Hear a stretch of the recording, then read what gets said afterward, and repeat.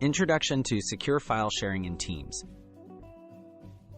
Microsoft Teams is a popular platform for work collaboration, but sharing files securely requires attention to settings and best practices. This guide will walk you through the essential steps to safely send documents, control access, and keep your team's information protected while working together efficiently. Uploading and sharing files safely. To share a file securely, click the paperclip or attach icon in a chat, channel, or meeting. Choose to upload from your device or your OneDrive.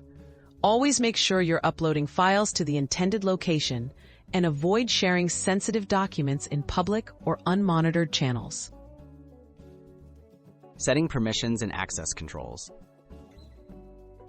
After uploading, check the file permissions. In Teams, files stored in channels are saved to SharePoint, while chat files go to OneDrive. Use the Manage Access or Share options on a file to specify who can view or edit it.